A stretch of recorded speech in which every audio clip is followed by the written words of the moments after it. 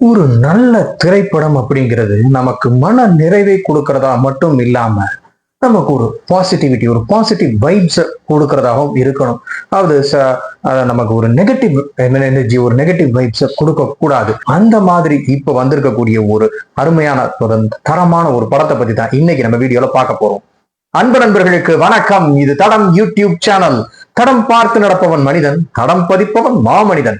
இன்னைக்கு நம்ம வீடியோக்குள்ள போறதுக்கு முன்னாடி நம்ம சேனல் சப்ஸ்கிரைப் பண்ணாதவங்க சப்ஸ்கிரைப் பண்ணிடுங்க, மறக்காம பெல் பட்டனை கிளிக் பண்ணிடுங்க. வாங்க இன்னைக்கு வீடியோக்குள்ள போலாம். சமீபத்துல கடந்த வெள்ளிக்கிழமை அன்னைக்கு திரையரங்குகள்ல வெளியான ஒரு படம் தான் சிதாரை ஜமீன் பர் அப்படிங்கிற ஒரு படம். ரொம்ப அருமையான ஒரு படம். இது 2007 வெளிவந்த தாரே ஜமீன் பர் அப்படிங்கிற படத்தினுடைய சீக்வலாக இது வெளியே வந்திருக்கு. அந்த படத்தினுடைய ஒரு சீக்வல் 2ஆம் பாகம் அப்படின்னு சொல்லப்பட்டாலும் அந்த தாரே ஜமீன் பர் படத்துக்கும் இந்த படத்திற்கும் எந்த விதமான சம்பந்தமும் இல்லை. அந்த படத்தினுடைய தொடர்ச்சியும் இல்லை. அதே மாதிரியான கதைக்களம் கொண்ட ஒரு படம் தான் இது. உண்மையை சொல்லப்போனா அந்த கதைக்களம் கூட அதனுடைய ஒரு களம் ஒண்ணுதானே தவிர அந்த கதை அப்படிங்கிறது இரண்டுக்கும் முற்றிலும் வேறுபட்ட கதை. அந்த தாரே ஜமீன் பர் படத்தை பற்றி நம்ம 2 நாட்கள் முன்னாடி கூட நம்மளுடைய சேனல்ல ஒரு பதிவை போட்டிருந்தோம். அந்த படத்தினுடைய ஒரு சீக்வலாக வந்திருக்கக்கூடிய இந்த படத்தை பத்தி தான் இன்னைக்கு நம்ம வீடியோல பார்க்க போறோம். இந்த படத்தினுடைய கதைக்களம் அப்படிங்கிறது, அமீர் கான் வந்து இதுல ஒரு பேஸ்கெட் பால் கோச்சா வராரு. ஒரு பொறுப்பில்லாத ஒரு மனிதராக இருக்காரு. அது மட்டும் இல்லாம ரொம்ப ஷார்ட் டெம்பர்ட், யாரை பத்தியும் எந்த அக்கறையும் இல்லாம தன்னுடைய உணர்ச்சிகளை கண்ட்ரோல் பண்ண தெரியாம கோவப்பட்டு அந்த இடத்துல ரியாக்ட் பண்ணி பல பிரச்சனைகளை சிக்கிறாரு.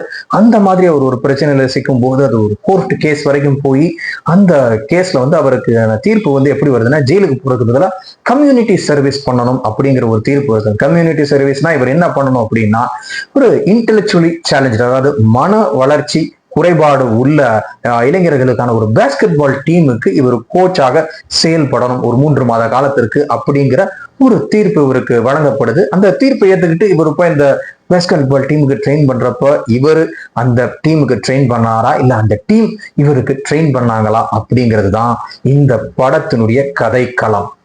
நம்ம சொன்ன மாதிரி தாரே ஜமீன் பர் படத்திற்கும் இதற்கும் எந்த விதமான சம்பந்தமும் இல்லை. சொல்ல போனா அதுக்கு நேர் எதிர்மாறான ஒரு படமா ஒரு கதையம்சம், அதாவது பாயிண்ட் ஆஃப் வியூ அப்படிங்கிறது இதுல மாறிதான் இருக்கு. ஏன்னா அந்த படத்துல டிஸ்லெக்சியாவால பாதிக்கப்பட்ட ஒரு சிறுவனை எப்படி ஹேண்டில் பண்ணணும், எப்படி அவனை இது பண்ணணும் அப்படிங்கிறத மற்றவர்களுக்கு சொல்லித்தரக்கூடிய ஒரு நபராக அமீர் கான் நடிச்சிருப்பார். பட் இங்க வந்து அது அப்படியே ஸ்ட்ரெயிட் ஆப்போசிட். அதாவது இந்த மாதிரியான ஒரு இன்டெலெக்சுவலி சேலஞ்சு பீப்புள் அப்படிங்கிறவங்களை எப்படி டீல் பண்ணணும் அப்படிங்கிறத வந்து நம்ம அமீர் கான் மட்டும் இல்ல, அமீர் கான் மாதிரி நம்ம நிறைய பேர் வந்து நாம அவங்களுக்கு கத்துக் கொடுக்கணுமா இல்ல அவங்க கிட்ட இருந்து நாம கத்துக்கணுமா? உண்மையை சொல்ல போனா அவங்க தான் நமக்கு கத்துக் கொடுக்குறாங்க அப்படிங்கிற உண்மையை அமீர் கானுக்கு மட்டும் இல்ல, அமீர் கான் மாதிரி இருக்கக்கூடிய பலருக்குமே நமக்கும் சேர்த்தே உணர்த்தக்கூடிய ஒரு கதாபாத்திரத்தை தான் வந்து அவர் நடிச்சிருக்காரு.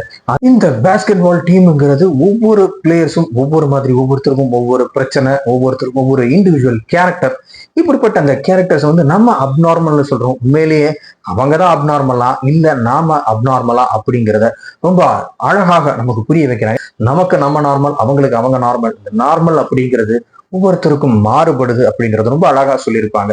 முக்கியமா இந்த படத்துல வர ஒரு 3 சீனுக்காக இந்த படத்தை கண்டிப்பா பார்த்தே ஆகணும் அப்படிங்கிற மாதிரி ஒரு 3 ரொம்ப அருமையான சீன்ஸ் வந்து இருக்கு. ஃபர்ஸ்ட் வந்து அந்த அந்த டீம்ல இருக்கிற அந்த தண்ணி மேல இருக்கிற அந்த ஒரு இளைஞருக்கு இருக்கக்கூடிய பயத்தை அமீர் கான் போக்குற சீன் ஆகட்டும். அதே மாதிரி அமீர் கானுக்கு லிப்ட்ல போறதுக்கு இருக்கிற பயத்தை அதே இளைஞர் அவங்க எல்லாரும் சேர்ந்து அமீர் கானுக்கு இருக்கிற அந்த பயத்தை போக்குற காட்சியாகட்டும் ரொம்பவே அருமையா எடுக்கப்படும். ரொம்ப அருமையா சொல்லப்பட்ட அந்த சீன்ஸ், இந்த 2 சீனுமே படத்திற்கு மிக மிக பெரிய ஒரு பிளஸ்.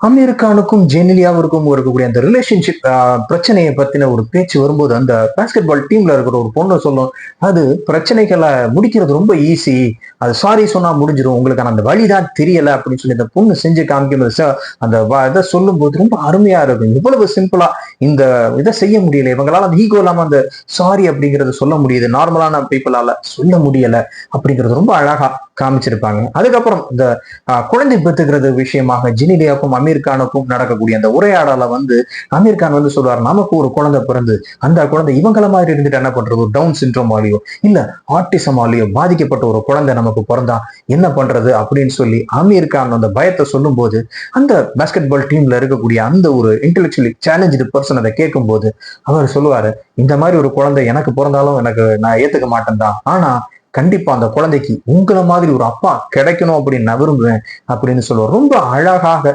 சொல்லப்பட்டிருக்கக்கூடிய ஒரு சீன் அது. ரொம்ப ரொம்ப டச்சிங்கான ஒரு சீன். ஒரு குழந்தைக்கு அப்பாவாகிறதுக்கே தயங்கிட்டு இருக்கிற அந்த அமீர் கான் இந்த டீம்ல இருக்கிற ஒவ்வொருத்தருக்கும் ஒரு ஃபாதர் ஃபிகராக, ஒரு தந்தையாக செய்யும்போது, அதாவது ஒரு பையனுக்கு ஷூலேஸ் கட்டி விடுறதாகட்டும், பீட்சால எனக்கு இந்த குடமிளகா பிடிக்காது, வெங்காயம் பிடிக்காது அப்படின்னு சொல்லி அதெல்லாம் எடுத்துட்டு அந்த பொண்ணுக்கு அந்த பீட்சாவை சாப்பிட கொடுக்கறதாகட்டும், இந்த டீம் அப்படி கேர் பண்ற விதம், அந்த ஒரு குழந்தைக்கு தந்தையாக இருக்கிறதுக்கு தயங்கி அந்த அமீர் கான் இத்தனை பேருக்கும் தந்தையாக எப்படி மாறாரு அப்படிங்கறத அந்த காட்சிப்படுத்தியிருந்த விதம் ரொம்ப அழகாக இருக்கு. ரொம்ப ஒரு ஹார்ட் வார்மிங் ஒரு சீன்ஸாக எடுத்திருக்காங்க அப்படிங்கிறது தான் இந்த படத்தினுடைய மிக மிக பெரிய ஒரு நல்ல விஷயம்.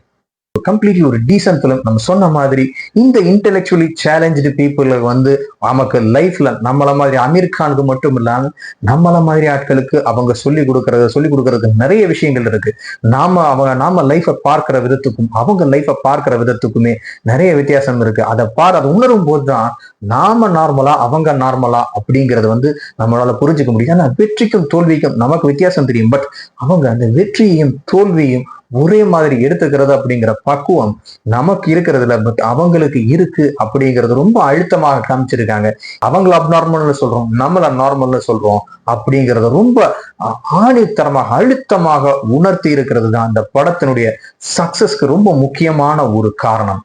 தாரே ஜமீன் பர் அளவுக்கு ஒரு அழுத்தமான காட்சிகள் நிறைந்த ஒரு படமாக இல்லைனாலும் அதற்கு எந்த வகையிலும் குறை இல்லாத ஒரு நிறைவான படமாகத்தான் இந்த படம் இருக்கு. கண்டிப்பா நமக்கு ஒரு நிறைய பாசிட்டிவிட்டியும் ஒரு நல்ல ஃபீல் குட் வைப்ஸையும் நமக்கு இந்த மாதிரியான நல்லவர்கள் நம்மளை சுத்தியும் இருக்காங்க, நம்ம லைஃப்லயும் இருக்காங்க, நமக்கு அவங்க கிட்டையும் கத்துக்க வேண்டிய விஷயங்கள் இருக்கு அப்படிங்கிறத உணர்த்தின வகையில இது கண்டிப்பாக ஒரு நிறைவான ஒரு படத்தை, ஒரு நல்ல படத்தை பார்த்த ஒரு மன நிறைவை இந்த படம் கண்டிப்பா நமக்கு கொடுக்கும். லைஃப்ல ஒரு டைம் ஆகுது பார்க்க வேண்டிய ஒரு படம் தான் இந்த படம். இந்த சித்தாரே ஜமீன் பர் அப்படிங்கிற படம் அப்படின்னு சொல்லலாம். அந்த அளவுக்கு ஒரு சிறந்த படமாகத்தான் இந்த படம் வந்திருக்கு. இந்த பதிவு உங்களுக்கு பிடிச்சிருக்கும்னு நினைக்கிறேன். இந்த பதிவை பற்றி உங்களுடைய கருத்துக்களை கமெண்ட் பண்ணுங்க. இந்த வீடியோ உங்களுக்கு பிடிச்சிருந்தா லைக் பண்ணுங்க, ஷேர் பண்ணுங்க, மறக்காம நம்ம சேனலை சப்ஸ்கிரைப் பண்ணிடுங்க. மீண்டும் இது போன்ற சுவையான ஒரு பதிவுல உங்களை சந்திக்கிறேன். அதுவரை உங்களிடமிருந்து விடைபெறுகிறேன். நன்றி, வணக்கம். தடம் பதிப்போம்.